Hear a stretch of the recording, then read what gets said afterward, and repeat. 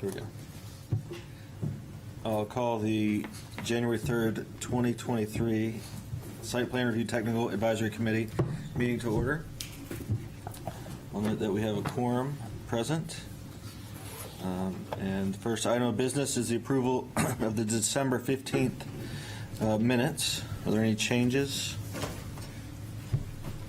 or a motion? I move to approve minutes as written. Second. All right, all in favor? Aye. Aye. Minutes are approved. First item of old business, 375 Banfield Road. They have requested to postpone again. I did hear from the applicant, and they are still working with DES and EPA on environmental stuff. So that brings us to items B and C, which I'll read in together, and we can take up under one hearing. The request of Frederick J. Bailey III and Joyce Nelson, owners, and Tuck Realty Corporation, applicant for properties located at 212, 214, and 216 Woodbury Avenue, requesting preliminary and final subdivision approval for a lot line relocation to create the following lots. Proposed Lot 1 to be 60,025 square feet of lot area, where 26,012 square feet are existing.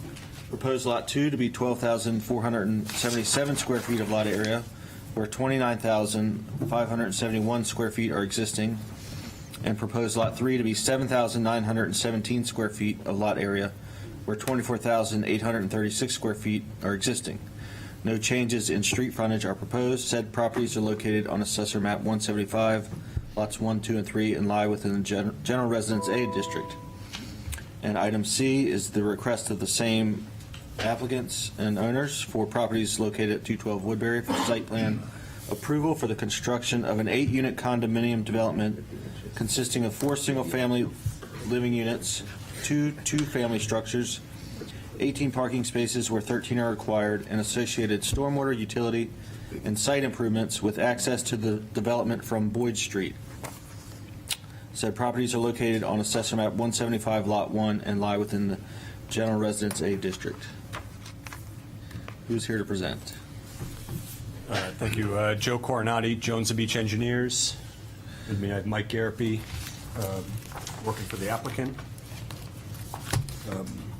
I guess at the last couple of meetings, we had a kind of an offline meeting to discuss the project. There was a discussion on the main two things were the drainage and the existing vegetation. So the main changes that you see out here, that we went out, located every tree on the property, 6 inches, roughly 6 inches or greater,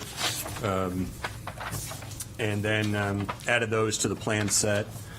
And with that, you'll see obviously a lot of additional trees, mainly down the property lines, and quite a few along Woodbury Ave, around the existing houses that are to stay.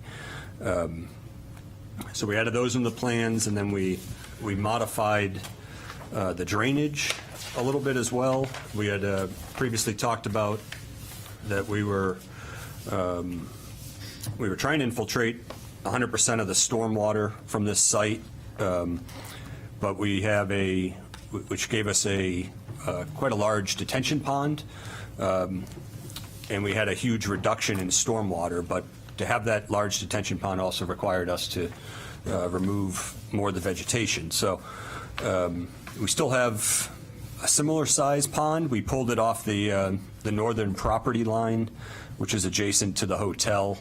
You can see this on sheet C3. I think it's that one there. Up on this northern property line, we're able to keep all of these trees, and there's a lot of brush in this section here as well, on and off lot. So we pulled this corner of the pond in, and we widened the spillway, so any water we do have flowing out of that pond, which is anything above a 10-year storm, anything below a 10-year storm, it infiltrates. Anything above a 10-year storm, there would be some overflow, and it would be spread out across this width of a spillway. And then right about here is is the catch basin where all the stormwater from this site, or I'd say 80% of this site currently goes now, is into the same catch basin. So we basically just widened that spillway and shrunk the pond a little. And then we tweaked some grading, for instance, in here, around this existing, or there's an existing home here that we're taking down. These trees would remain. All these trees can stay. The grade changes are minimal. We're also keeping all the tree line and brush in between these homes here. We previously had this proposed as to be planted areas, but given the fact that there's so much existing vegetation there, makes sense to keep it. And there's a couple other places towards Boyd where we a tree here that we eliminated, a couple landscaping trees around it, as well as one here. So we have proposed landscaping all along here, but we put gaps in where the existing trees can be saved. And that was pretty much we also answered quite a few of the city engineer comments from Altus regarding where the sump pumps are going to go into the infiltration areas, and all those items are outlined in the response to Altus. And I know we don't have a response yet back from them yet. Eric, I think, was gone most of last week, and so we'll be getting that, I assume, shortly. And that was mostly it. And then we've received your comments as well, obviously, just the other day. If you want, I can go through those quickly. I won't go through every one of them.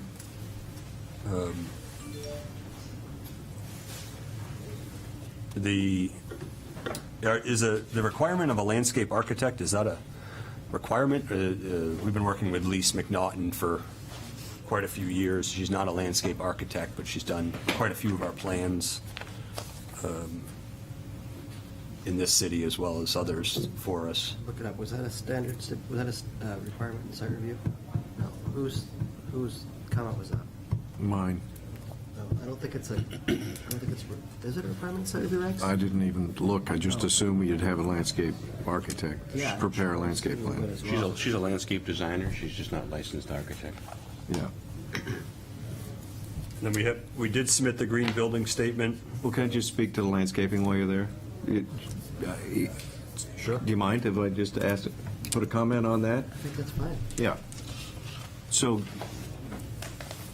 not doubting any of her credentials, but it seemed odd to me that she would just put a line of giant arborvitae from one end of the site to the other behind those two existing homes. It's kind of a monoculture that you're proposing there to act like a fence.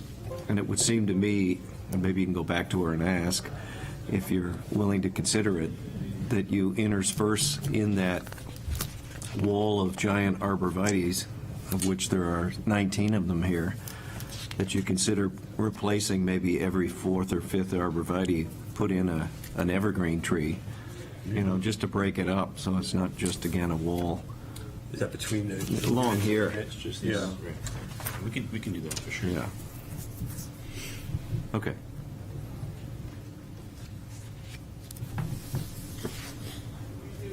Keep going then. Number two, we did submit a green building statement back in, I think, June. So hopefully you have that. I think it was uploaded. I resent it as well, so. Oh, okay. Yeah, and I received that. Just make sure that it's in every submission so that we have it available and we know it's still valid. Sure.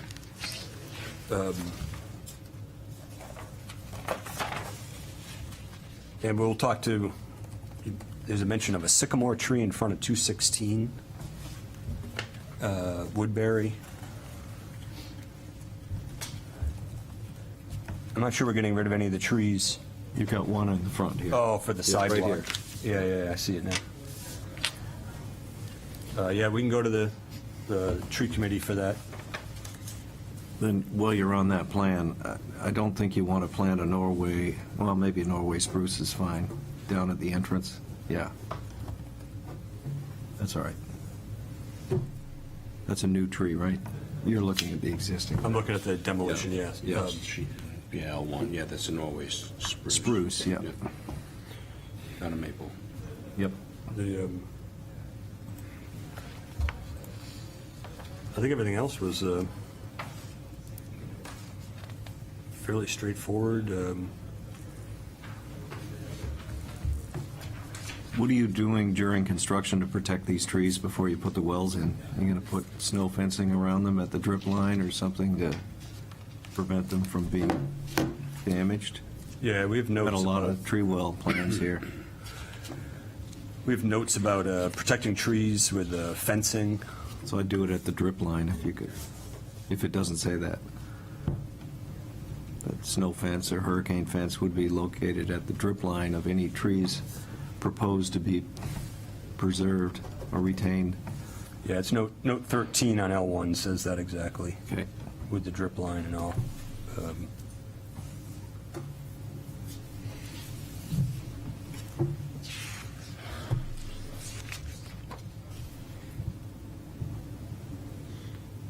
And we can certainly add notes about a lot of these landscaping and irrigation items and timing of the plantings and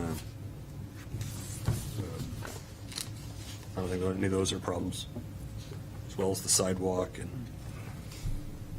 I think there was a request to extend that obviously to the next sidewalk, which we'll add that as notes. So where's that? Where's the next sidewalk? It's right at the hotel property to the north. It's just off our sheet. So up here. Yeah, Okay. beyond our survey, but we can add notes saying to extend it. It's not far beyond our survey.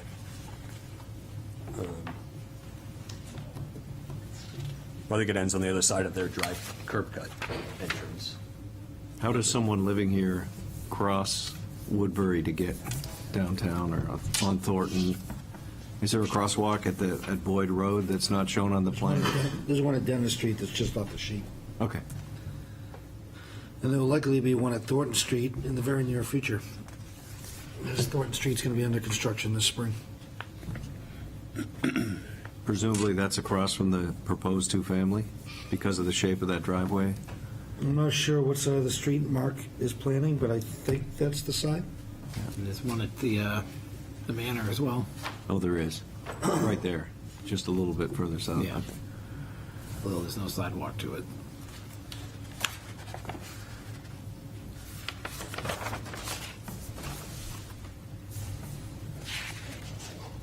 That's all we have. Does anyone from TAC need any more clarification on any of the comments, or so you're in agreement with all the changes in the comments? Yes. The very last one suggests a redesign, so I don't think that's one that we would agree with, but other than that, yes.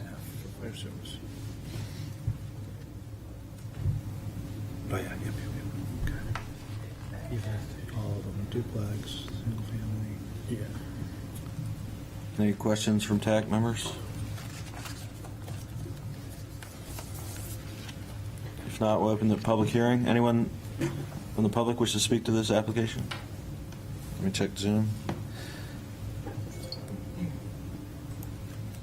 No one on Zoom. All right, we'll close the public comment portion and open it for discussion.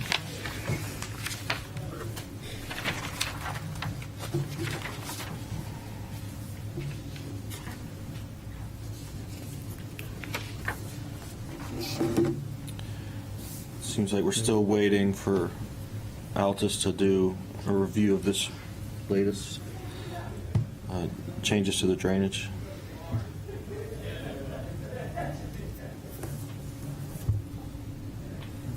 Yeah, and they eased the overflow onto the adjacent property, although they wouldn't need such a big detention basin if they didn't have so much new impervious, but it's better than it was, I think.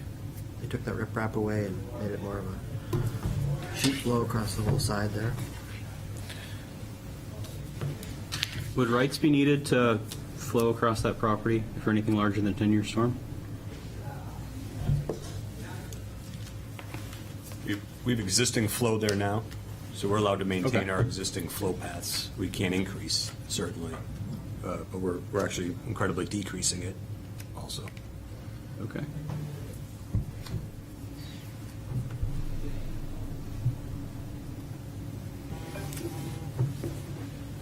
This eco paver, so there's one comment on here that's for note that's on the grading and drainage plan C3 that calls for eco paver / standard asphalt. Is that just because you don't know the ground conditions there? What's the, No, it shows the difference between the two.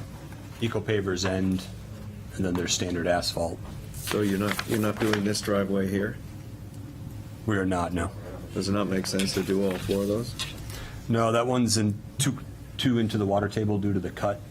There's a little bit of a cut in the slope. The other 3 are in slight fills, and we need separation to groundwater, separation to seasonal high water table with the treatment course of the eco paver, so we couldn't do them on any of the other driveways. So we had to design around that. So how about doing pavers that aren't eco pavers, so they all look the same? Visually. I'm presuming these pavers look like pavers, not asphalt, right? Correct, they're not stamped asphalt. It's real pavers with the gaps in the middle and, I between do the bricks. something so they're all consistent myself. can you do the pavers and then drain it?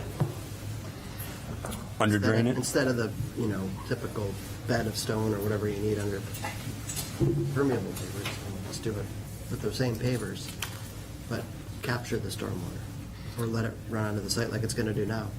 Yeah, the only place would be is under the stone, would be to create a stone area under them, then line it and under drain it.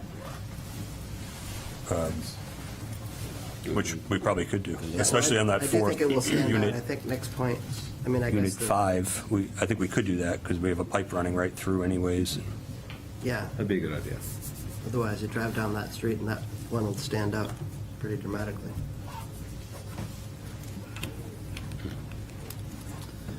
How are you planning on water metering these duplexes? Is there going to be a water meter room for each building? Yeah, we'd sort of, we brought all the water into the same side of the building. Well, having a little fire room for the sprinklers on the sides, and then we were thinking individual Domestic meters meters. would be in the same room? No, I guess we had water shutoffs going to each unit, separate from the, How do you get there, though? I don't see it. Sorry. if you, Dave, if you look up here, you can see, this is C4, there's a shutoff the front of each of these garages. But the water wouldn't go into the garage. It could, it's like a domestic, It's normal to go into a domestic heated unit. space What would go under the slab into the basement, in a sleeve. or into these donut basements, but they could come, if you want them to come in under the deck and into there. We also, You can go in under the garage floor, but you just need to put it in a sleeve, and that needs to be detailed. all right, we also have a fire room right here on the right side, Yeah, that would be the best spot, because it's already going to have heat. so we could bring all the services, both shutoffs and the fire service all into that one. Yeah, especially if you're not going to have basements in those 2 units, then Right. that's probably the best possible solution, right? Yeah, it's easier. We can save some digging in the front yard, in the yards, and we can bring everything in. We just have to plumb the water through one unit into the other. Which you're going to have to do for the fire service anyway, Right. For the fire, yeah. so. Okay? I'm not sure we told you, we're going to need the water easement thing for leak detection and, is that in there, Peter? I'm Yes. sorry. Standard stipulation. Okay. Yeah, that was either a note or it's already on the Okay. Yep. utility plan.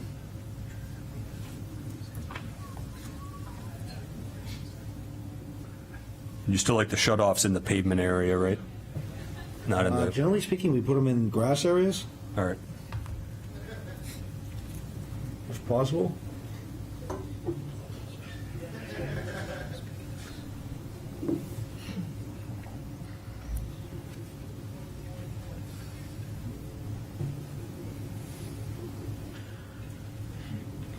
I know we went through this on another project, but domestic valves need to be painted blue and fire valves need to be painted red on the caps. You recall that? Not really. I don't know if I've ever heard that one. So domestic, Patricia Drive, remember we did that project? Did you not do Patricia Drive? That wasn't. It wasn't no. you. Okay. It was Mike's. It's a great. So valves, water valves are blue. Yeah, the caps, the haze box caps. Yeah. Blue is domestic, red is fire services.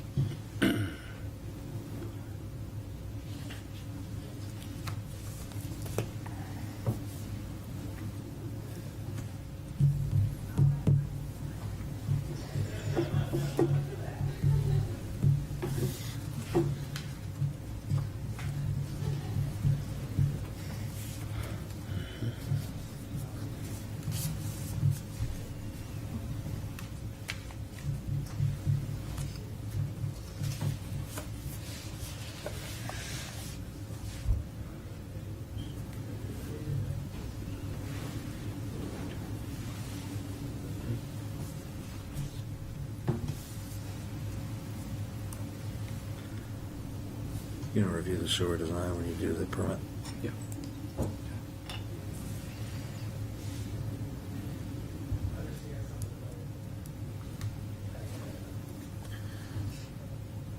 Usually the blow-off is 2-inch. 2-inch blow-off hydrant, not a 1-inch. At the end of the road there. Yeah, at the end of the main. We included that one as a comment, too. Okay, sorry.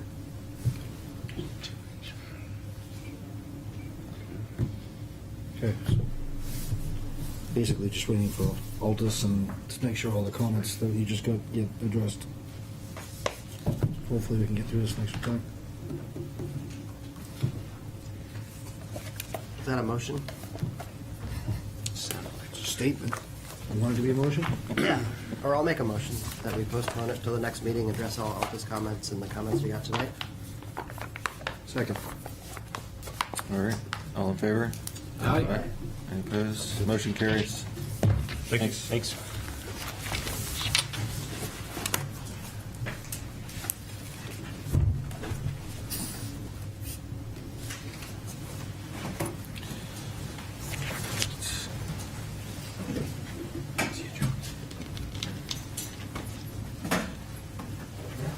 All right, item D, under old business, the request of One Market Square LLC owner for property located at 1 Congress Street, requesting site plan review approval for the partial demolition and expansion of the existing structure to construct a 3-story building with 58,780 square feet of gross floor area, 12,080 square foot building footprint, 13 parking spaces, and associated on-site and off-site improvements.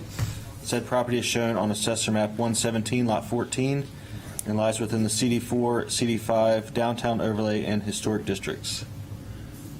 So, Good afternoon, Mr. Chairman, members of the Technical Advisory Committee, John Shagnon from Ambit Engineering, Haley Ward here today. Also with me is Mark McNabb, the developer, Tracy Kozak, project architect, and Terrence Parker, project landscape architect. We came to the November Technical Advisory Committee meeting and addressed as a part of the submission a lengthy list of comments and made a full presentation. Then the plans have not changed considerably other than addressing the comments, except that the, as we discussed at the November TAC, the off-site improvements will be a separate process going forward for the public streetscape improvements.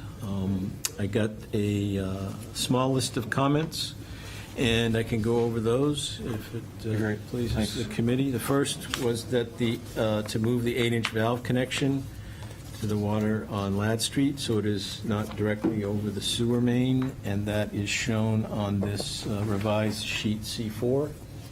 It's a very small change, but we make that change. And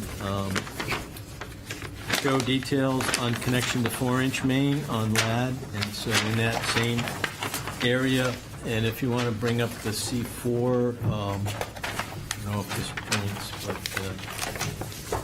yeah, continue down, just to point out the area that it shows on the plan.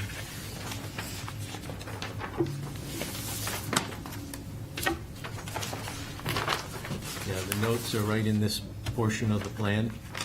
So we moved the valve over, and then we added some detail references here. And we can work with the department on if those detail references need some updating.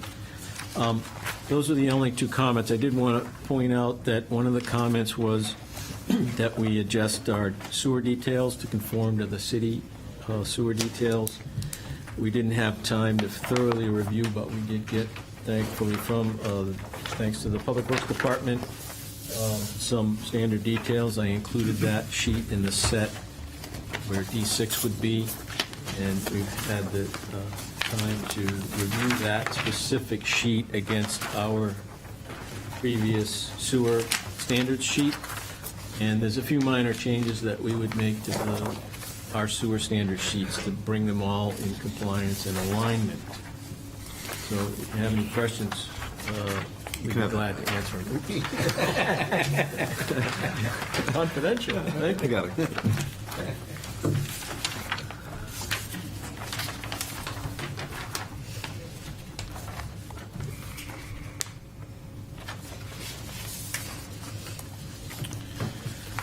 Okay, you're all set, John? Yes. Any other comments from TAC members? Did you communicate with John? All I wanted to do with you at some point before this gets to the planning board is review the zoning analysis that's shown on one of the site plans. Just looks like a couple of things don't quite jive with the new zoning. I don't see any red flags. The open space is important to make sure we're all on the same page as to how you achieve it. You have enough land area. The issue I want to work with you on is the amount of the open space that's porous or non-impervious. It looked like there maybe wasn't quite enough shown on the plan, but there are opportunities to get it with using porous pavement maybe in particular places. So apologies you didn't get that in the list last week, but I just reviewed the plans this morning. So no major issues, just want to make sure we sit down. The building height, for example, is 45 feet here, and 35 is listed in the table on the left, so little things like that. Let us know when you want us to come over. As soon as you're ready.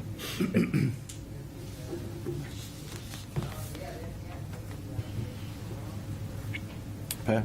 A couple things. Now that we're separating just the off-site work, I'm looking to try and figure out how that is going to impact our access, High Street in its current configuration with the parking.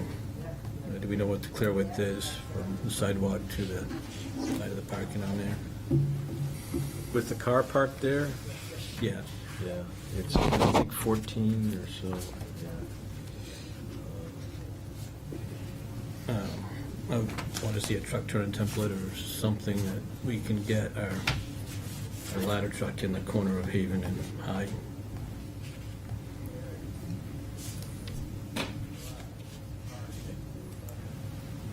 With the plan, with the parking going away and the sidewalks being flush, that wasn't a concern. Right, yeah, yeah. I'm not sure how we do it now.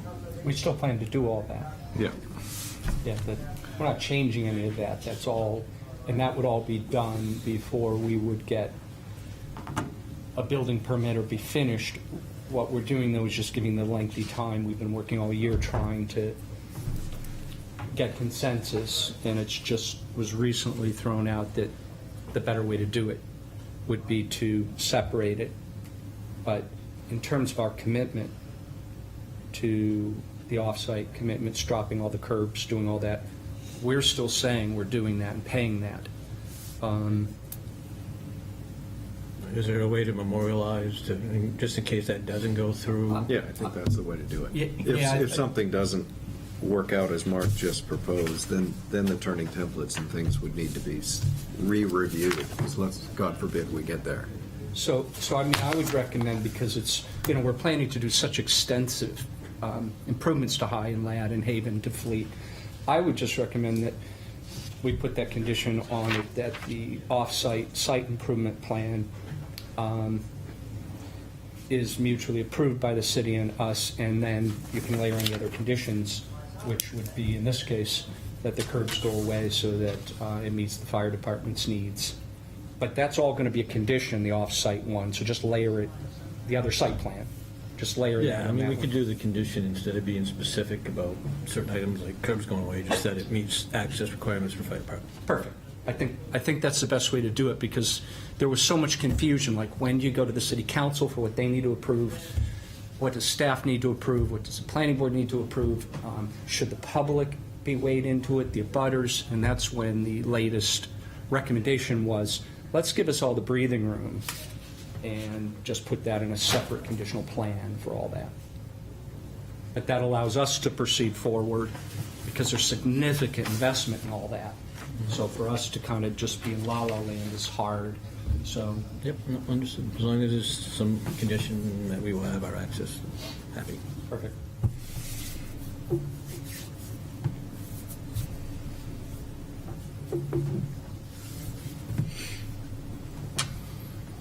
The storage in the basement, do those belong to retail above? There doesn't seem to be a direct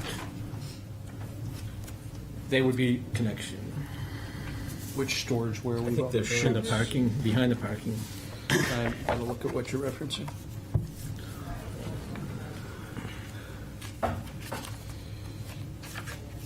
Is it storage or the trash? There are two fairly decent size under the old Are building. you in PBA 2? Oh, in the front? PBA 0. PBA 0. Up in the On front? Congress. Yeah, nearest to Congress Street. That would just be storage for that retail in the front. Whoever occupies that front of the building. We're putting a new fire rated stair in that corner, taking out the old one that's not compliant, and putting a fire barrier enclosure around it. Okay. And it's its current use now, so we're actually improving that.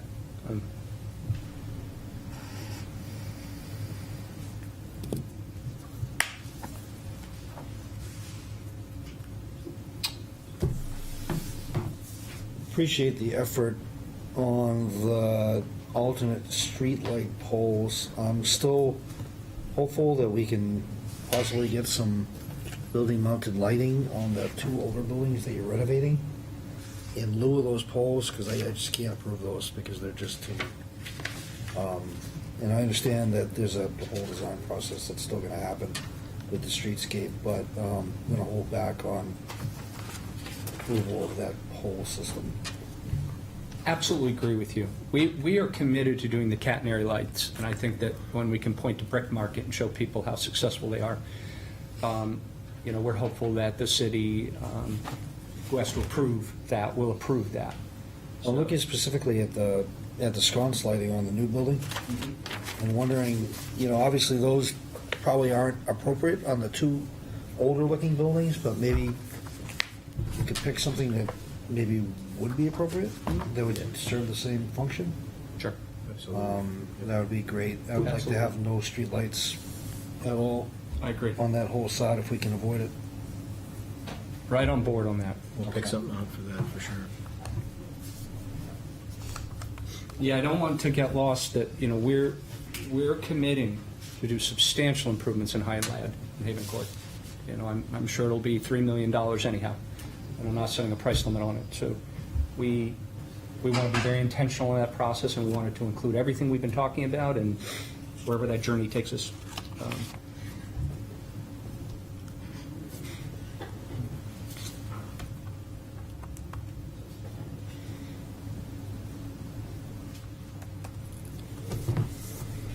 That fixture, would you want it to be a totally different fixture, or?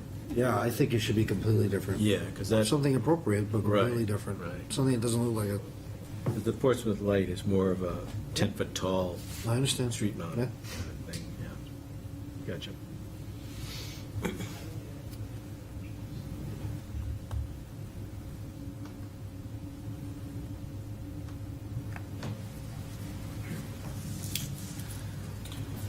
Any other comments, questions at this time? Anyone from the public like to make a comment on this application? Let me make sure no one's on Zoom. All right, we'll close the public comment portion and open it back up for further discussion.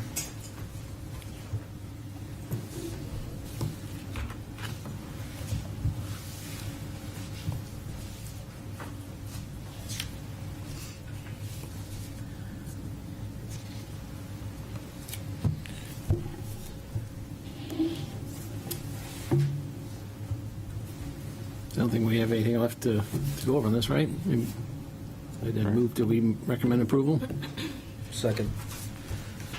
Just a couple of stipulations. Right. Well, I think to what Mark was saying earlier, and Patrick, something to the effect of prior to issuance of a building permit, the proposed off-site improvements for High and Ladd Streets in Haven Court shall be reviewed and approved by the authorized city entity to ensure building, pedestrian, vehicular, and emergency vehicle safety.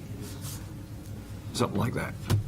Number two, that the applicant will meet with the planning staff to clarify the zoning compliance table as shown on whatever page that is. I can't remember. C2. C2. C2?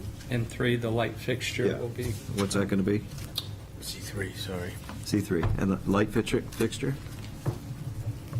will be substituted to, The pole lights will be removed and a suitable building-mounted light will be Somebody getting that? proposed. So that's number 3. Did somebody second that? I think they did, right? Yep. Dave just seconded it. And I guess number 4, just for clarity, just any utility work that's necessary to actually construct a fully operational building needs to be approved by the Department of Public Works.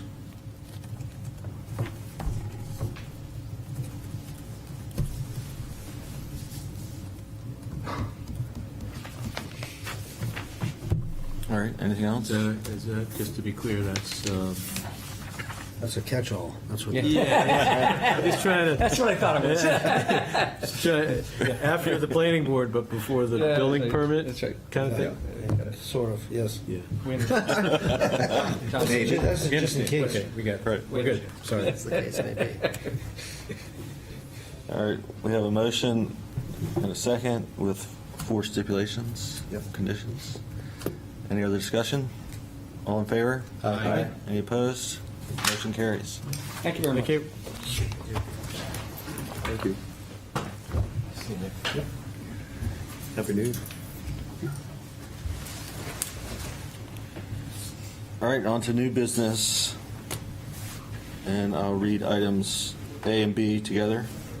The request of Pease Development Authority owner for property located at 80 Rochester Avenue for site plan approval for the construction of a 209,750 square foot advanced manufacturing building, including 18,145 square feet of office space, 2 parking areas, 2 loading dock areas, minor realignment of a portion of Rochester Avenue, and associated site improvements consisting of underground utilities, landscaping, lighting, and a stormwater management system. Said property is shown on Assessor Map 308, Lot 1, and lies within the Pease Industrial District. Item B is a request of Pease Development Authority owner for property located at 80 Rochester Avenue, requesting a lot line adjustment to add 22,251 square feet to the existing lot as part of a realignment of Rochester Avenue for a proposed lot size of 496,584 square feet. Said property is located on Assessor Map 308, Lot 1, and is in the Pease Industrial District. How you doing? Great. How's everybody today? All right.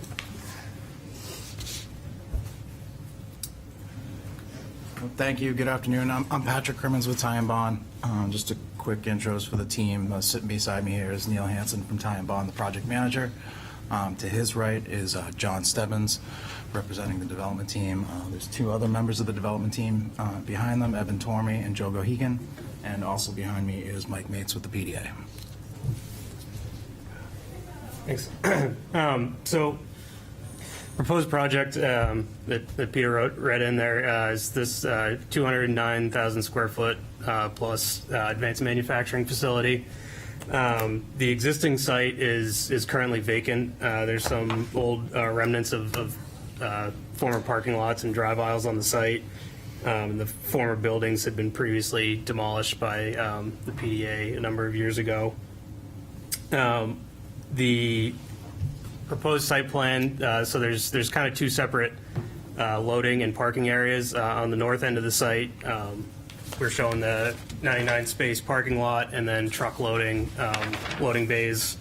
And then similar on the south end of the site is another surface parking lot of 48 spaces. Both of these parking areas also have areas identified for potential future parking, should the end user require some additional spaces on site. We did calculate the required parking based on the PDA regulations for employees on the largest shift, using sort of an assumed employee count for this proposed use. That arrived at the total of 147 spaces that we're showing here. This project also did receive a variance from the ZBA for the front yard setback. The other item that was read into the record for the lot line revision, between submitting these plans and today, we did some further research on that, and along with the PDA determined that we will no longer be pursuing that lot line revision. Instead, we'll be seeking another variance for a rear yard setback. That is tied into one of the comments we received related to the city's drainage infrastructure that runs along that existing rear right-of-way line. This project will still require a subdivision as due to the way the PDA and their lease plans work. This parcel needs to be broken off of the overall PDA parcel to be leased to the applicant, which will go through the subdivision process, and it will be use the existing right-of-way lines as they are today. If you want to go to the next, probably flip a couple more of the drainage plan, please. Thank you. So the grading and drainage for the site. So as I mentioned before, the site's currently unoccupied and has no stormwater treatment. So the proposed system here would collect all of the stormwater from both the north loading and parking areas, the building, and the south loading and parking areas, and route them into an underground detention system under the south parking lot. That would then go through a jellyfish filtration unit prior to discharging back into the city system. This project will require an alteration of terrain permit through NHDES to review, the stormwater treatment on this site. Utilities for the site, typical water, sewer, electric infrastructure, and those are shown on sheet C104. So that's a brief overview of the project. We'd like to go through the comments that were sent to us at the end of last week. So the first comment was, please confirm this project includes a lot line adjustment and not the creation of a new parcel. So as I previously mentioned, that lot line revision shown on these plans we're no longer going to be pursuing, but we will still need to go through the subdivision process for the lease area. Rochester Ave pavement is too far deteriorated for the mill and pave process. The road needs reclamation, fortified, and new pavement. Stratham and Newfield streets need to be reconstructed as well.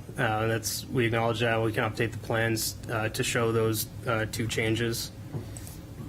Comment 3 is related to the lease line and the drainage system. So we have the existing right-of-way line does kind of run right over the top of the city's drain line. It does cross onto the site in a couple spots. So we have no issues providing the city a license or easement or whatever the proper conveyance is for that drain line that sits on the existing parcel. I believe it's PDA, not the city. Neil, just so you're properly stating things. We have the duty to maintain, but we don't own it. Right. So the license would be to... Back to PDA. Okay, gotcha. Comment 4, PCB 18 should tie into the street drainage and not the site drainage. So we had originally shown it that way and received a comment from the PDA to connect it into the on-site system. So I don't know if, Mike, if you want to speak to that at all, or, The only reason I'm sorry, my name is Michael Nates, I'm Director of Engineering at Peace Development Authority. The only Can you get to a microphone, Yeah. please? The only reason we requested to tie that catch basin into the site drainage system was so that it would get stormwater treatment. It's the only reason. Originally, it didn't have treatment, it went straight into the system, so. so we have no issue either way. Putting it back how it was or leaving it as we show it. I don't know who makes that decision. Drain manhole 1925 is likely not large enough to accept such a large new core. Please confirm this design will work by investigating the structure with the Stormwater Division from DPW. So we have no problem doing that investigation. The existing pipe going to that structure is a 36-inch RCP, so we will have to expand the opening a little bit, but we anticipated we'd be able to do that, but we have no problem going out and coordinating that investigation work just to confirm that. Yeah, a 60-inch pipe requires a 6-foot core, so it's a much bigger hole. Doesn't seem like a lot, but.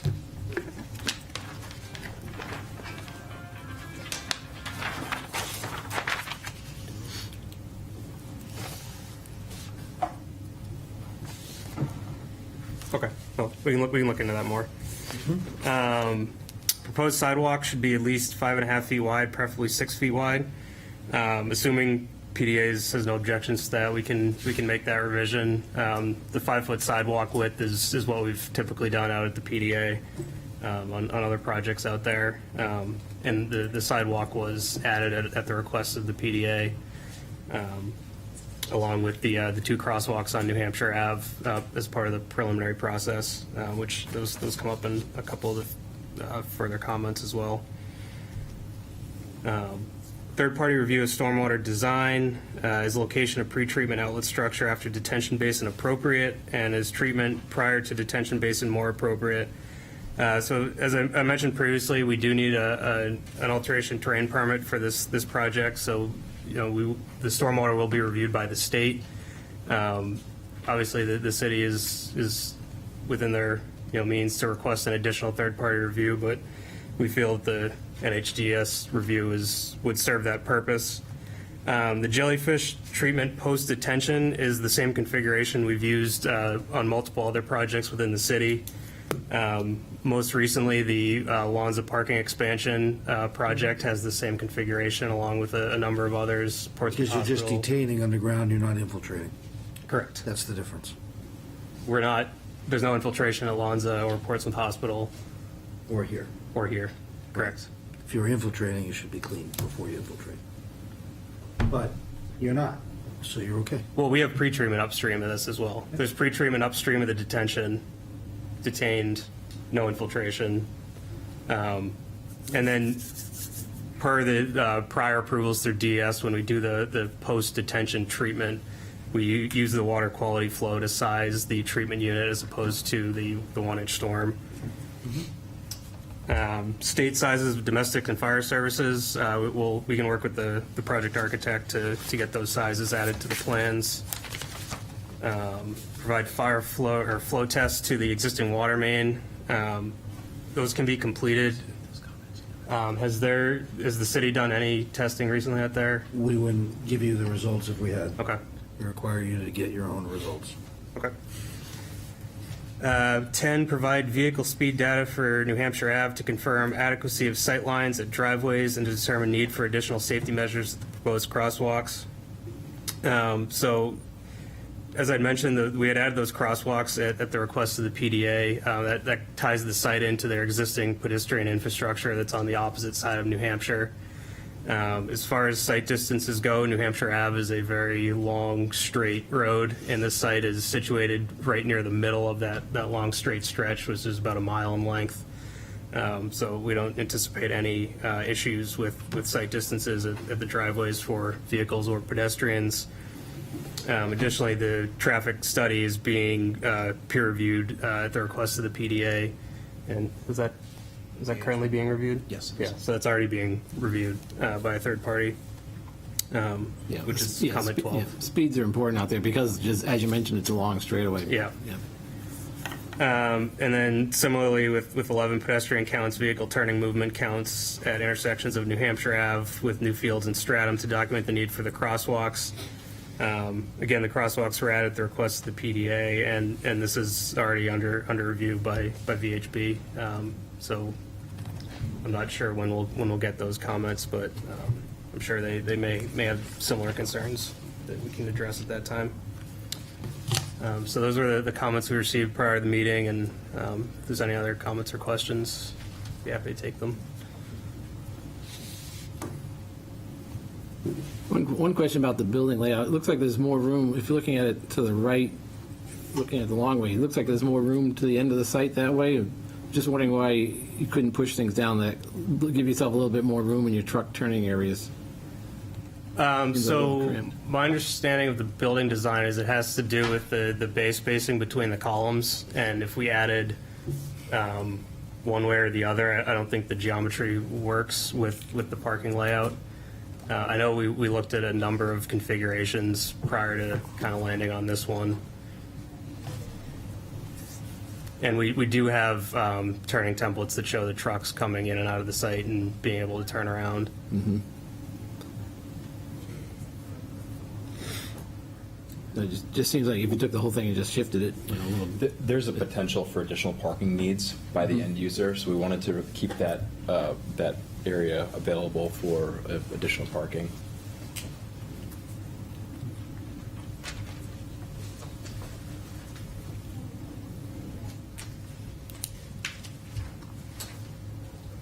Yeah. Where's the front of the building? Be along New Hampshire Ave. Is it going to have a New Hampshire Ave address then? Yeah, likely. The egress doors are shown on elevations, I think, but should show the walkways from the doors out to the sidewalk, public ways as well.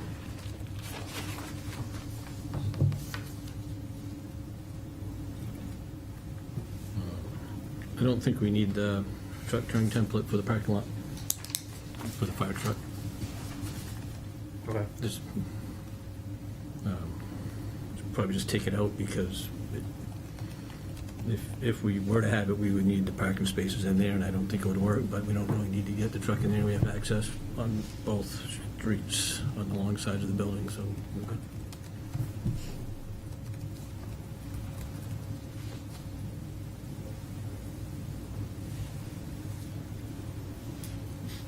Any hazmat associated with that? Significant. Undetermined. Yeah, we don't know who the end user is yet. Okay. So what you're saying is all these doors need connections to the sidewalk system? Yes, they don't all have to have their own. They can be a, Common? yeah, it can be a common one that runs along the building. Yeah. So basically, you'd like a sidewalk along each side of the building. Or you need to have Anywhere the where there's an walkways egress out to- door. Yeah, you There's a just need, sidewalk in New Hampshire Ave. Yep. Right. yeah. One or the other.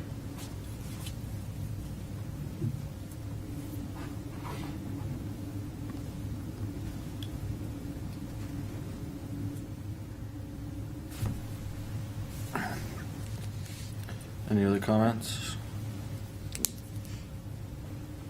Anyone from the public like to speak on this application? Check Zoom. All right, we'll close the public comment portion and open it back up for further discussion.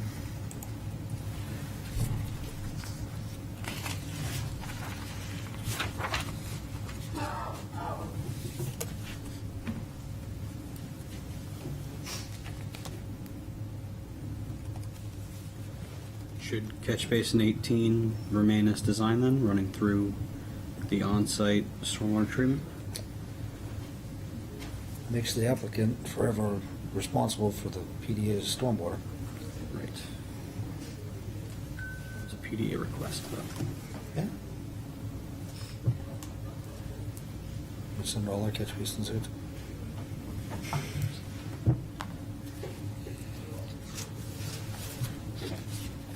I mean, I understand why you do it. There shouldn't be a catch basin in the middle of the driveway anyway.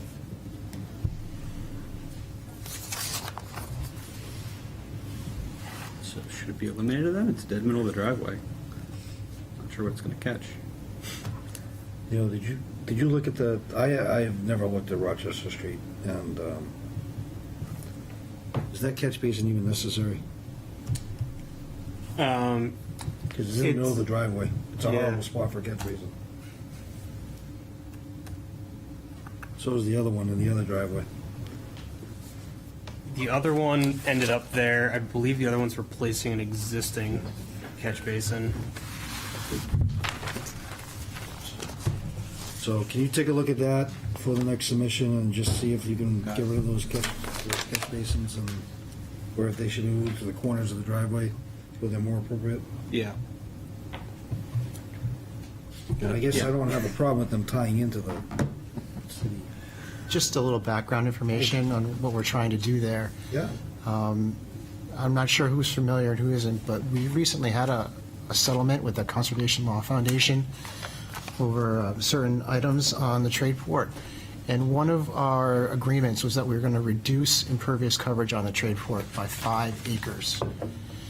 And any new impervious surface that we put down that isn't treated counts against us on that settlement. Yeah. So that's why we're trying to get as much new pavement treated as possible. Yeah. So just a little background so you understand what we're trying to do. No, I understand that, Mike. But this isn't new pavement. Well, it's not. No. We thought there was a little, the No. last time I looked at it, it looked like there was a little on-site water running out into the road. Maybe. It's existing paved area that we're talking about. There would be, but we could probably shift that catch basin onto the site. We'll look at it as part of the next submission. Yeah, just look at the grading and see, just putting catch basins in the middle of driveways is always a bad idea. And I assume Eversource has already looked at this, and Yes. you just sent us an email from somebody saying that they looked at the design and they agree with the Yep. poles that you've picked, and that there's adequate power supply for the building of this magnitude. Yeah, I believe there was a will serve letter from Eversource in the. And there's a similar letter from the gas company saying they don't need to upgrade Yes, the there gas is. main all the way down to Hampshire Ave to feed the building, and Yes, that was in the is back. that actually said in the letter? It says that they have the ability to serve the building. Without running a new gas main all the way down to Hampshire Ave? Does it say that? I don't have it in front of me. Because that's what we're gonna be looking for. That's the letter.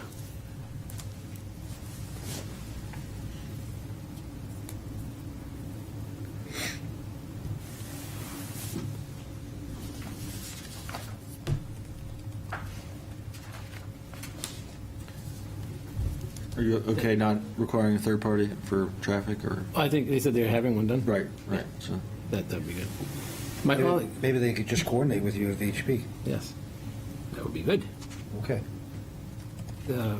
I still have a little question as to what type of facility this is. It says advanced manufacturing, but and in the traffic study, it says that it uses innovative technologies in the manufacturing process, which in turn reduces the number of employees needed. But then you say you may need more parking spaces, so the two things don't seem to jive. It's very apt of you, Eric.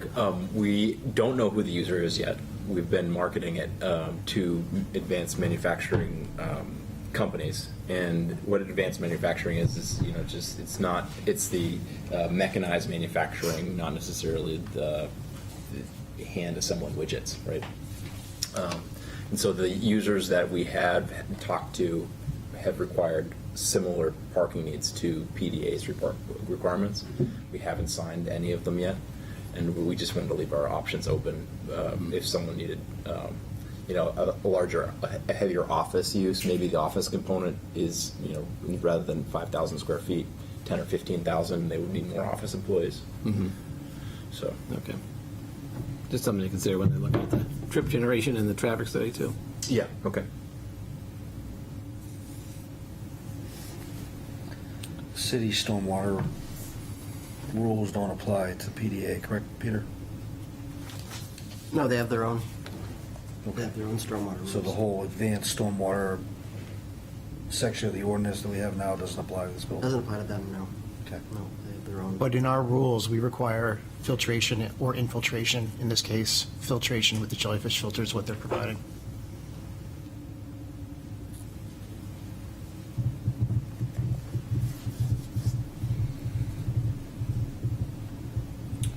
Do you think you'll have the new subdivision application in before the next submission, or is that Yeah. something that's in the works? Yeah, we can include it. We do have to go to the ZBA to get the Right. variance, but. Okay. so.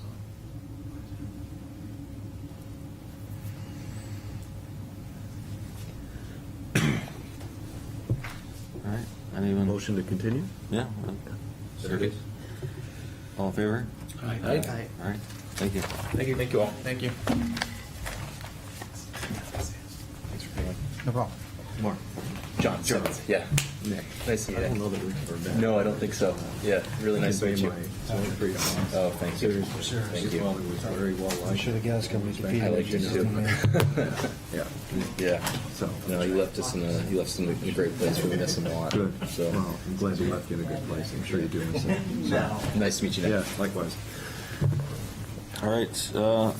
Item C, the request of Nicole Guisto and David Sinclair, owners for property located at 765 Middle Street, requesting site plan approval for a fourth dwelling unit in a new detached structure with a 3-bay garage, including stormwater management improvements, expanded driveway utility services, and landscaping.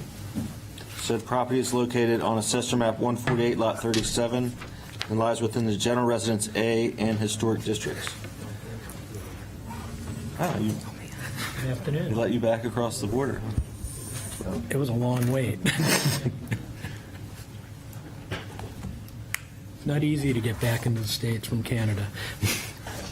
For the record, Eric Weinrib with Altus Engineering, Jen Ramsey, David Sinclair, and Marissa Sewell from our office. I'm here to discuss 365 Middle Street. Mr. Sinclair is proposing to construct a fourth dwelling unit on the property. He has a single-family home on the property. He has 2-apartment carriage house, and he's proposing a garage with an apartment above. In October, we were before the Zoning Board of Adjustment, received relief for density and setback variances for this project to allow us to proceed. Jen is working on the architecture and working with the HDC through the approval process, and we're here today to discuss the engineering aspects for TAC. At one time, it was 2 parcels. It was merged at one time in the past, and a pool was constructed on the, I'll say it, the northerly parcel, the vacant parcel. And because of that, and it's since been removed, because of that, the lot merger rule does not apply, so we could not unmerge the parcels. So what we're proposing is to keep them as a single parcel, put the 4 units on the property, maintain the access off of Lincoln, the lesser traveled road, and maintain that private feeling by having that fence remain there and keep the streetscape of Middle as well. There are no wetlands on the property or within 100 feet. We're proposing to remove the existing driveway and reconstruct it with pavers.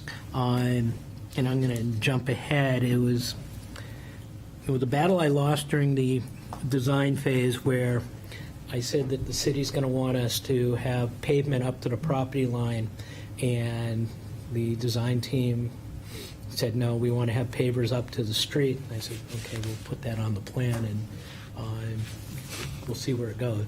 So, one of your comments. So, we will make that revision as part of one of the comments. We did complete a detailed drainage study on the property. We're adding a lot of treatment where there was none. The backside of the new building will have a stone drip edge. The runoff from the front side of the building, the driveway side, will have gutters go into a stone infiltration basin, and then have an overflow into a depressed area in an surface infiltration pond. With that, the effective impervious on the lot will be decreased, and that will be decreasing the peak rate of runoff leaving the site. In regards to the comments that we received after business hours on the beginning of a holiday, I appreciate getting those. Thank you. Excuse me.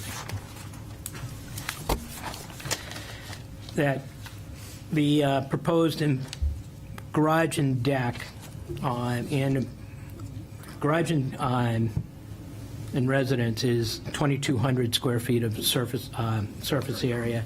Adding in the deck is 2,248.67, and the overall impervious building area coverage in our computation remains the same at the 23%.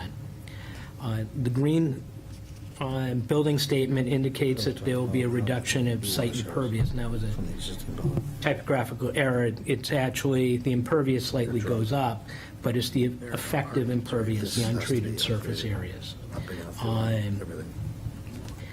And item 3, would like us to install a catch basin at the low point of the driveway near the parking space up there at elevation 2375. We have no issue with that in its general concept. We would prefer to have it as a leaching structure. There's a small amount of flow going to it, and there's mature landscaping along Lincoln that, in order to connect that into the city drainage, I think would be more disruptive than productive. So we'd like to make that a leaching structure, if that's okay with the board. Also connecting our closed drainage and infiltration drainage system. I don't think that it's really necessary. When we ran the calculations on, in the 50-year storm, our highest elevation of water surface is 0.2 below the high point of the device. And then we ran the drainage computations today, looking at, well, if the drainage infrastructure failed completely and there was no infiltration in either the reservoir under the pavement or in the surface, the pond would not overtop even in a 10-year storm. Going beyond the 10-year storm, there would be some discharge. So we feel that as designed is pretty conservative, and that connecting those devices would not be productive. Additionally, there was another conservative measure in our design, is that the existing single-family home has gutters, and all the gutters are actually connected to dry wells. So we didn't model it that way, but every one of those gutters off the main house, and I think 2/3 of the gutters from the carriage house, fully infiltrate. So our computations, both pre and post development, inflate the amount of stormwater that's generated from the site, so we have more storage in our infiltration basins than what we've computed. We will provide a 1-inch domestic water line to feed the main house, and then we'll continue that on to the service the new garage and apartment. As far as sizing the water service for the fire protection, it will need to be a separate service, what we believe, and we haven't brought a mechanical engineer in yet, so what we'd like to have that as a condition, that it would be prior to getting a building permit, if that's acceptable to the town. to the city. Is that shown somewhere? No. So you're going to bring that into the existing structure so that, and then feed the secondary building from there?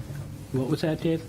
You're going to bring, since you have to redo the water service from the street to the principal structure? Yeah, I believe. Anyway, are you going to bring both mains into the principal structure so that if you want fire protection in the future, the main's already there? And then run it out Into to the, back building? into the main home? Yeah. Yeah, we could do it in that manner.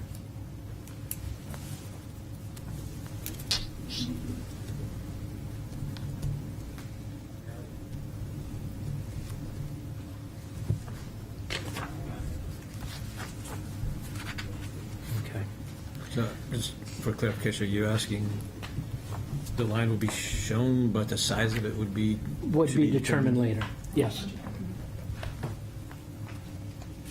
I mentioned the asphalt to the edge of the right-of-way, and just as a clarification or note on, Mr. Sinclair lives in the large residence, he rents out the 2 carriage houses, and he does not have any intention of selling these, making them into condos. This is an apartment, and he'll be using at least one of the bays of the garage.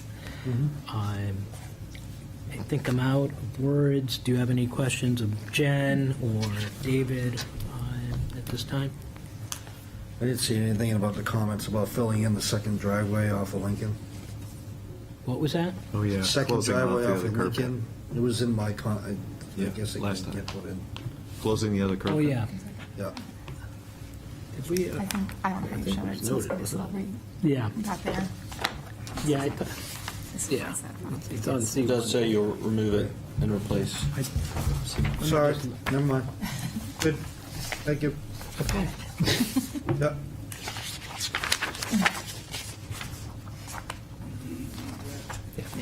Got it.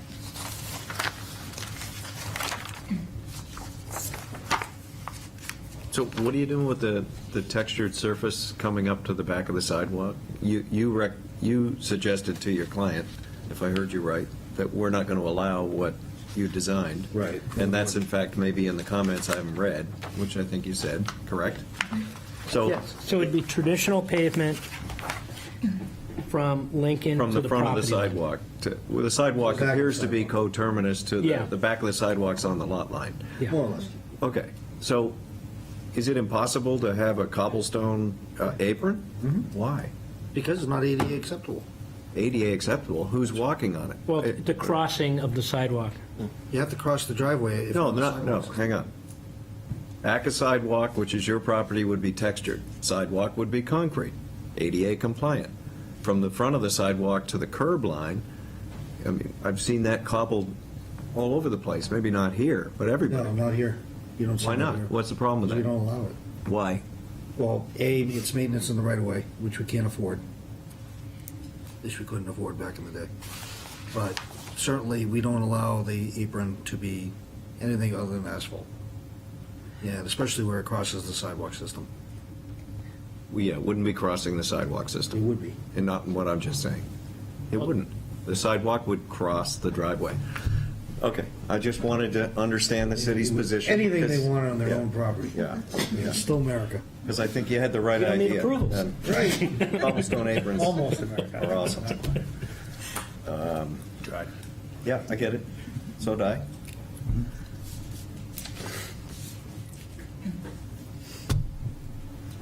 Any other comments, Shanti?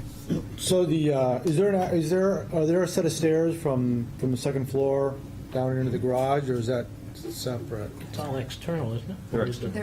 There's an Internal internal and set of external. stairs. There and is an extra- internal, yes, for okay. that garage stuff. So the 3 bays, one will serve the owner, and then the other 2 serve the new accessory dwelling unit? No, there's one bay for the accessory dwelling unit, which is page down, so the southern side of the lot by that set of stairs. And then there are 2 center bays that'll be used by the owner of the property. And the 4th bay is flexible.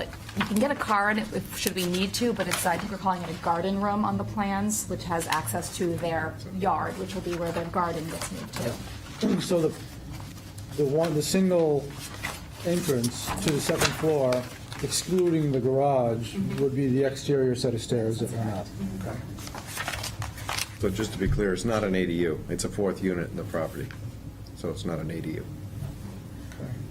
The garage bays inside, interior, it's not just open, they're all separated, correct? Right, that, the. Partitioned off. They're partitioned off, yes. They're partitioned off into individual.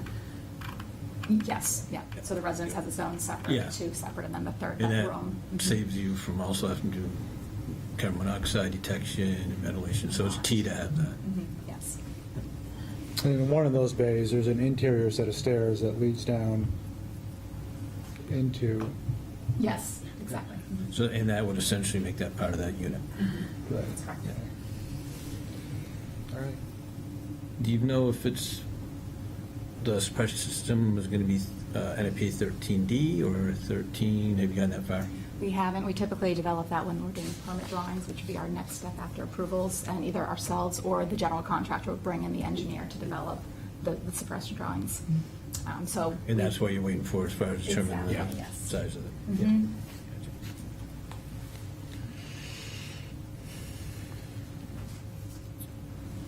Any other comments? If not, we'll open it up for anyone wishing to make public comments on this. You can come up to one of the microphones.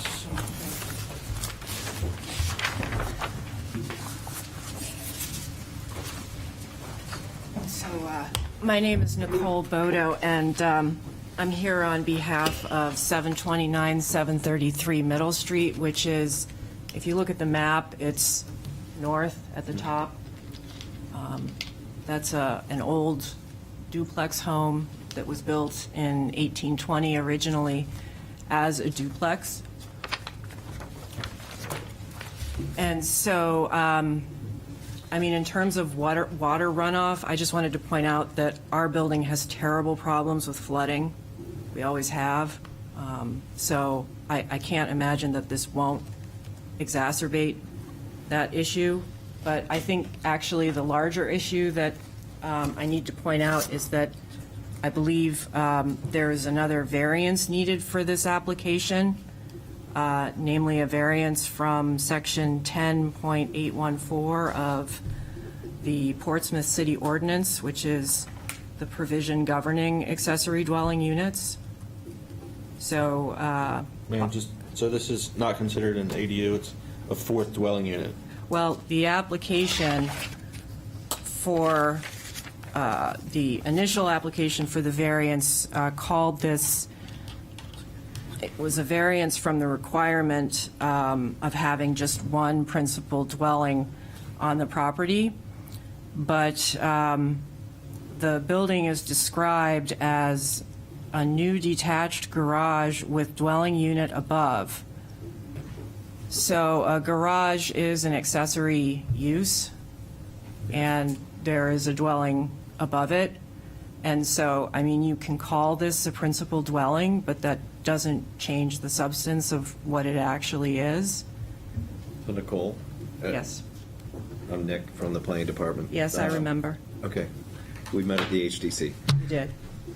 So you'd be right if this was simply a garage structure. Right now, there's nothing there, right? Yeah, I know you're an attorney and you're smart at this, so I'm not trying to be glib. Not my area, I by the way. understand. Yeah. Since there's nothing there, there's nothing there. If there was a garage there, or a shed, or a barn, you'd be correct. Because the principal use is not within the building, that would be considered an accessory structure. If there was a barn, or a shed, or a garage with no dwelling unit. But as soon as you put a dwelling unit into a structure like that, whether it's proposed or existing, it either has to be an ADU, because you ask for that in an existing structure, a conversion to put a unit inside it, or, in the case of this application, you go seek a variance to create essentially a four-family use for the property with multiple principal structures. They already had multiple principal structures with two, the carriage house with 2 units and the main house with 1. This is simply a third principal structure on the lot, once it's built, and it would not be an ADU. They have not asked for an ADU under the local ordinance. It is a dwelling unit, and it's considered a principal structure when it's constructed. So there'll be 3 principal structures on that lot. when And I it's could done. offer one more perspective as well, and this is interesting too, because in this situation, the garage happens to be below, and the Right. dwelling unit happens to be above. So sometimes when I think of that, I think of an accessory dwelling unit, but it's just a matter of layout. So in reality, that garage could be on the ground level with a big old colonial right next to it, and it would meet our additional principal dwelling unit on the property.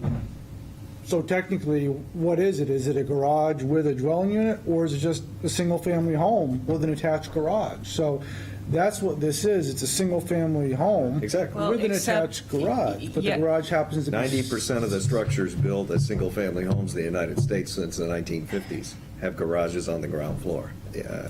They do, yes. I used to live in one, but I guess my comment to that is that it isn't, and we just talked about that, or you just talked about that, it isn't just whoever is living in the house that's going to be using the garage. The owner of the lot is going to be making use of that garage. That is an accessory use to his principal residence. That still won't make it a principal structure, in my opinion. An accessory It won't make it an accessory structure. It's a principal structure. Shared And you also use. we heard a comment from the applicant that, his intentions is not to sell it. Well, that's all irrelevant. He could condo this project next year. We have no jurisdiction over ownership. So his intentions might be good for him to convey, but we don't assume that that cannot be condoized. It can be into 4 units, and however they arrange the parking and the use of the ground floor is up to them, not us. They won't violate zoning by having a condominium with 4 units with shared parking throughout the site. Well, I guess my question then would be, if this is permissible and there's no requirement for a variance from the section governing accessory dwelling units, then why even have this section of the ordinance at all? I mean, anyone could circumvent it by saying, I'm building a garage with an apartment above it. So I'll answer that, because it's a good question. So we've allowed, since the dawn of time, multiple principal structures on a lot. In this case, they're going to 3, so they needed a variance to do that. We have not allowed, until 5 years ago, accessory dwelling units. That wasn't even in our terminology from 1940 to 2015. There were no accessory dwelling units. That's a relatively new term. Yes. But the fundamental difference between what they've got and an ADU is an ADU can never be condoized.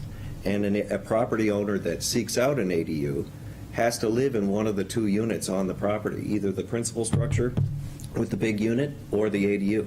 And it can't be an investor coming in and renting both units. So an ADU is more like it's an in-law apartment that you can rent to anybody who's not related to you. Where this thing could be rented because of the way it was permitted through the variance, and the zoning allows the multiple dwelling units on that property. It doesn't exceed the number of units per lot area, so it's an allowed use. It just wasn't allowed to be in 3 buildings without the variance. It got the variance. They can rent that unit to anybody, anytime, forever. If it was an ADU, which was another pathway they could have chosen, they would not be able to ever rent all 4 units and not live there. Right, which there's a is yet, there is a difference, which is yet another reason for wanting to circumvent that section of the ordinance. Well, the use, though, is allowed. The use of a 4th unit, as I understand it, the use was allowed on that property, and the variance was for the number of principal structures and some of the setback issues with the building. So that they're not circumventing the use of the property as a 4-family. They were circumventing, through the only means in which to do it, the setbacks required for that structure and the number of principal structures on the lot. And they went through the process to get those permits. Right, but how do you reconcile, going back to use, how do you reconcile the accessory use of this garage slash house by the owner of the lot, the owner of the principal residence? And by the way, how do you have 3 principal dwellings? Principal structures. Principal structures. In the English language, principal means the main one. It's referring to one, not 3 or 4. Every shopping mall's got multiple, any property with you can have multiple principal structures. It means the principal use of the property is contained inside the structure that's there. So this is a residential neighborhood where residential uses are allowed. They just happen to have it in 3 separate structures. As far as I understand, and I could be wrong, there isn't even an accessory structure on the property. I could be wrong. Do you have a shed? No. So there is no accessory. Well, there's a carriage house, actually, and you raise a good point. There's a carriage house that's been converted into 2 apartments. Correct. So the carriage house would normally be an accessory structure, and it is an accessory structure. And just to look back at the ordinance for a second, the ordinance specifies that one and only one accessory dwelling unit, and an accessory use is use of a garage, which is what the owner intends to do with this, shall be allowed on any lot containing a single-family dwelling. So an accessory dwelling unit shall not be allowed under this section 10.814 on a lot that contains more than one dwelling unit. So we already have more than one dwelling. We already have 3 dwelling units here. So because the owner is going to be making use of the garage that's in this dwelling unit, it is an accessory dwelling unit. It's not a principal dwelling unit. There's no restriction to the owner using that bay for himself. In other words, he happened to state that, but for all intents and purposes, we've got a single-family home with an attached garage, and the owner will happen to be using one of those bays, but that's not contingent. Or, in other words... Right. So I'm just using the language that's in the ordinance and the definitions that are in the ordinance of accessory use. And so, the ordinance doesn't talk about what you're talking about, but it does define accessory use, and it defines accessory dwelling units. And for that reason, I believe there is another variance that's needed for this application.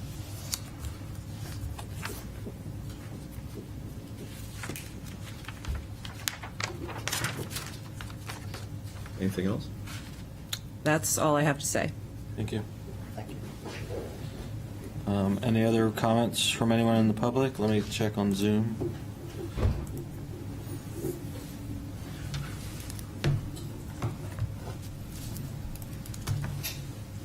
I would just want to add, too, that when we go through the inspection process with respect to drainage, we have run into several situations where we were promised that the drainage wouldn't become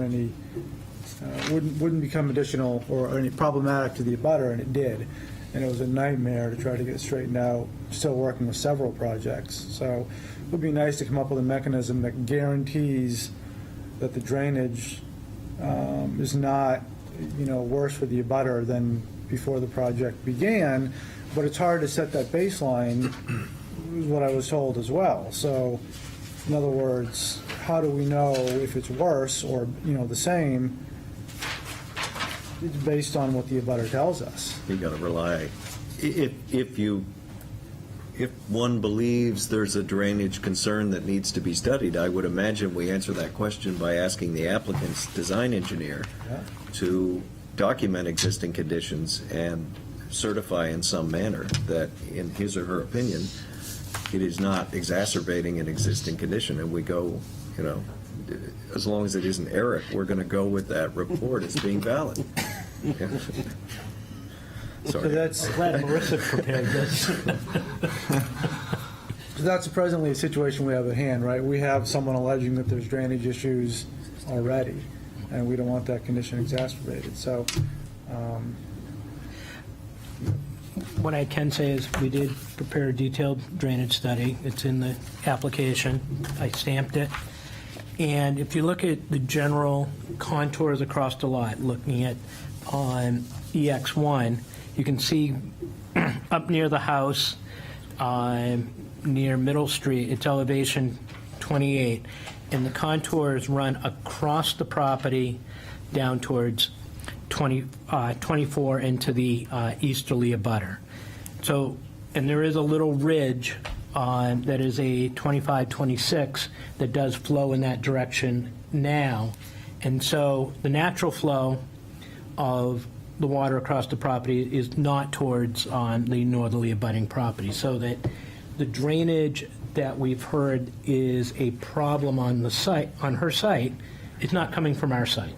So she has a baseline drainage issue that's been reported at this meeting. We're taking the runoff from the front portion of the site and collecting it and keeping it away from her. The back portion of the building, we're putting into an infiltration stone drip edge. If that stone drip edge is not working and that we go out there in a storm event and the water is flowing away from on that stone drip edge, then I think there is a mechanism from the city for us to come in and make that work better. And I think it's a very easy way to see that that's where, if there's a drainage problem, it's going to be coming from the back of that building where the stone drip edge doesn't work. And we, put computations into it. We looked at that closely. We sized it. I believe there's a detail with the amount of stone.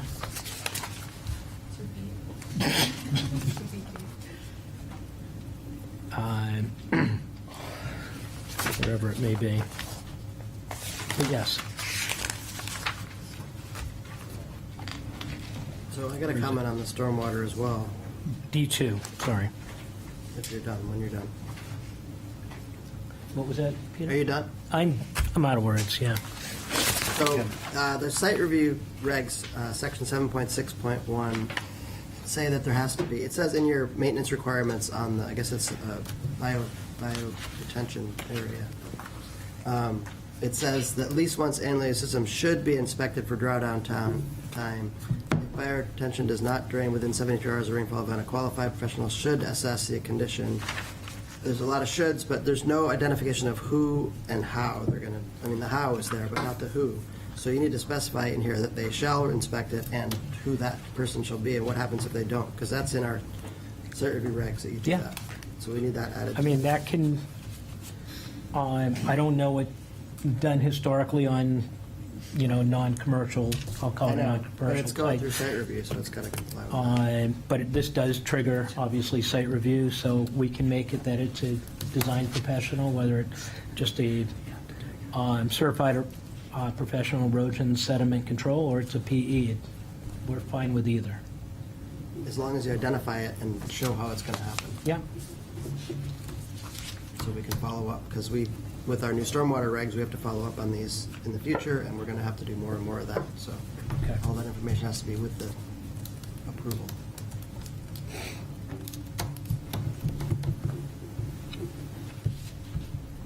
Yes. So, take this in the spirit of trying to be helpful. Nicole was at the Historic District Commission, which everybody here knows I staff, and there were some issues and concerns raised by her, and a couple of commissioners weighed in, and I made a couple of comments at the HDC, and I just want to reiterate those for you guys to consider.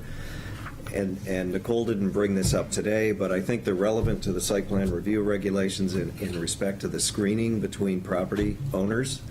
I'd like you to refine or augment your design with a proposed screen along the property line, whether it's a fence or a combination of a fence with, it may already be there. I'm just throwing this back out there while everybody's in the room.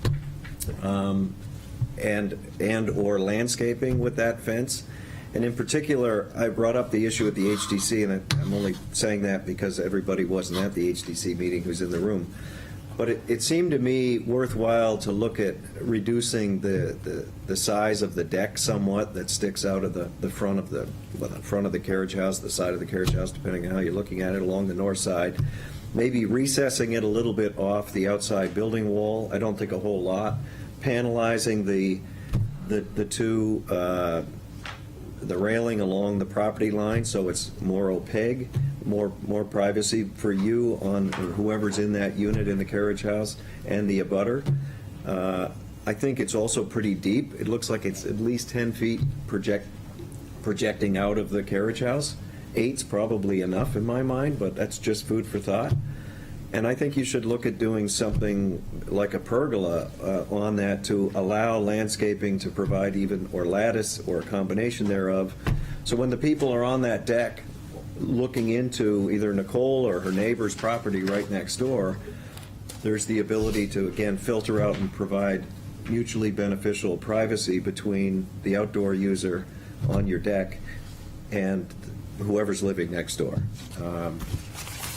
And the last thing I would ask you to think about, you've got one double hung window on the second floor on that side, and then you've got the little windows. Maybe look at a Bahama shutter on that window that's a louvered screen. Again, still provides ventilation, but provides some privacy. Just stuff to think about. I would like to just comment on one thing along that common property line, is that Sinclair's are not utilizing their full property. That's the applicant? The applicant. Yes. So that,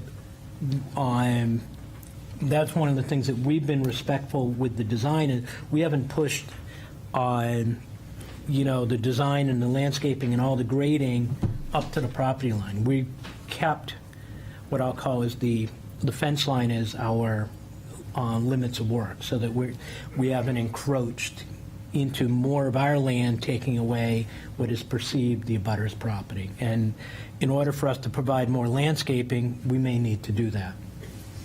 Okay, I'm not sure I followed all that, but I'll trust your If you judgment. look right here, So, I think Jen and probably Mr. Sinclair understand what I was suggesting. I'm talking about the barrier along, you said discuss fencing. So this fencing exists. It's already there, 6-foot fence. There's Okay, already like I said, arborvitaes. if you already have that What fence he's saying there. is, we actually own up to 4 feet On the back side of the fence? Yes. into Fine, a driveway. yeah, that- But we're not going to. We're not touching it. So, point I'm trying to make, beyond, and that's very helpful to know where the fence is. This is about minimizing any privacy impacts. It's not just Nicole, whoever's living there. If I live there. So this is demonstrating to me, if I'm standing in my driveway, things are pretty good right now. But not necessarily for what's going to now pop up right behind the fence at a story and a half above the fence with windows and a deck right behind the fence. So the other comments I made, I'd ask you to consider, because I think they're good design solutions, allow you to get the functionality and the programming of the deck, but maybe in a more, not that this is a disrespectful, it's not, but maybe in a more sensitive manner to who might be living around it, because it's an elevated deck. It could have 8-10 people on it, and they're looking down into everyone's yard. Anyway, I own one of those, so I know how they function. Yeah. Right? You'd have to come forward, Nicole. If you Yes, if you want to make another public comment? Yeah, I just want to point out one thing about this map and the photo renderings. So when I looked at the photo renderings of this property, the deck appears set back much further than it actually is. If you look at the map, you can see that the deck comes up all the way to where the gate is on my property that leads out to the driveway. And so the way this deck is situated right now, whoever is standing on there will have direct views into my dining room, and I will have direct views into their deck.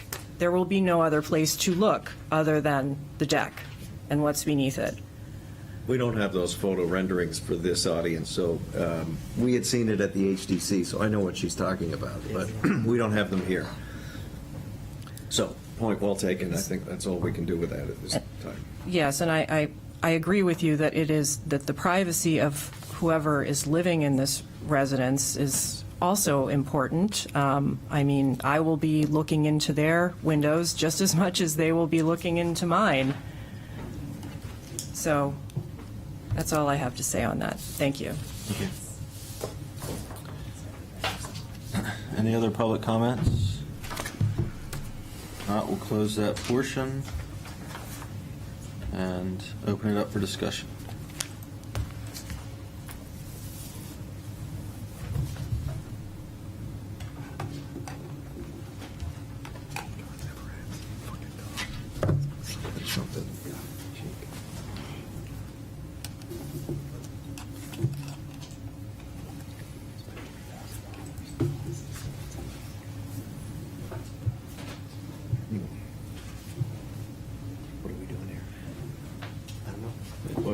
further discussion or motion, or Is there Does this thoughts? need to come back? Need to come back? Anybody? I mean, they're going to fix that driveway debacle. Yeah, I'd want to at least a stipulation about the stormwater, but I could make that as a stipulation. And the sizing of the fire service could be a stipulation, but they're not going to have that information until later.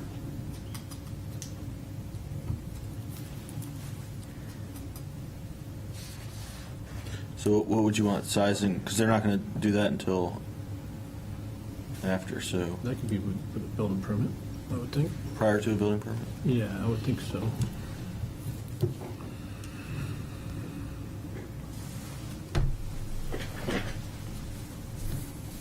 And I'm fine with all the things I said not being stipulated, because I'll reiterate them at the Historic District Commission and see what you come up with.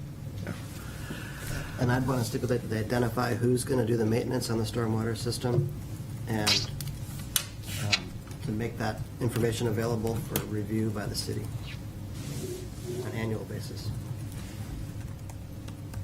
At least, I guess, at least an annual basis. Eric, have you seen the drywall system for the existing structures? I have not. Do you know for a fact there is one, and they're not just tied into the sewer system down below grade? We did it about 7 years ago. You put a, We did the entire yard. We graded it. Before Nicole moved in, hate to say it, we did flood her yard.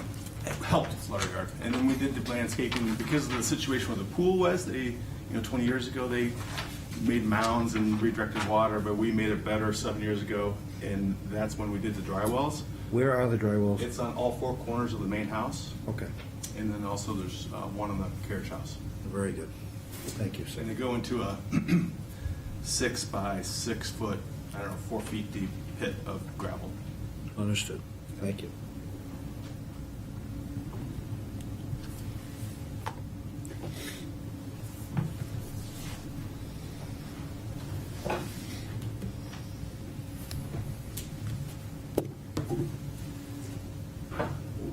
Is all set?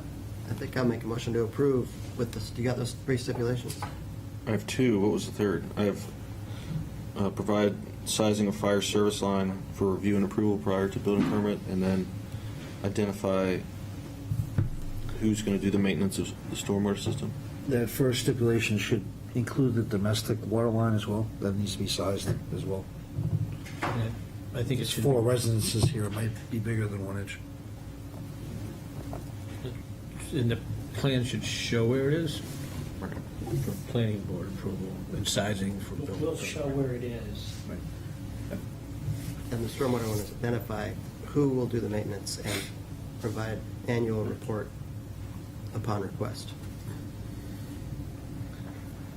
We did have a comment about adding that catch basin at the low point of the driveway. Which they said they put in a... Yeah, infiltration one.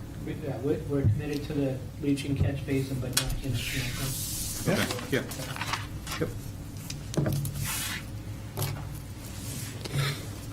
Can I just make one clarification? So the domestic water line and the fire service line can be done prior to building permit, but after approval by the planning board?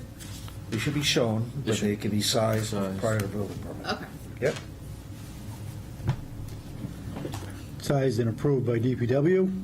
In other They words, need to be I'm not- sized by a utility engineer. who's looking at it, though? In other words,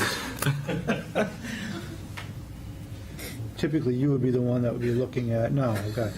No? How would I do? So as long as I say someone shows me and are my approvals, yep, we've sized it, then I'm good to go, I can issue the building permit. Generally speaking, though, as I understand it, the domestic water gets sized by the number of fixtures inside. Yeah. The number of these 3 dwellings.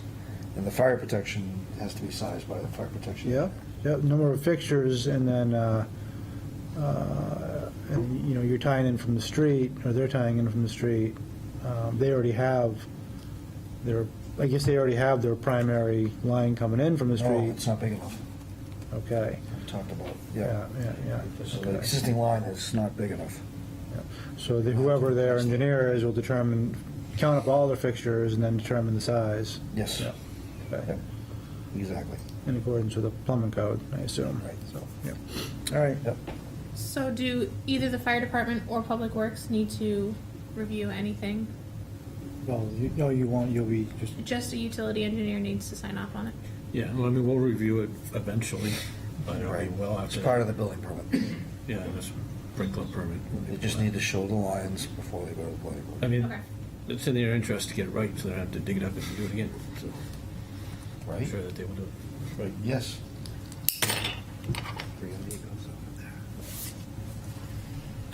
So was there a third stipulation? Or? Yeah. Well, the catch basin at the one point of the driveway, which the applicant has agreed to. But we're gonna move it forward as a stipulation. Yep, but just so I think that- it's gonna be a different kind of, it's gonna be a leaching. Leaching catch basin. Yeah. Leaching catch basin, okay. Okay, we have them. Is there a motion? I made a motion to I'm approve. Oh, you made a All right, there's a motion and a second. Any further discussion? All in favor? Aye. Any opposed? Motion carries.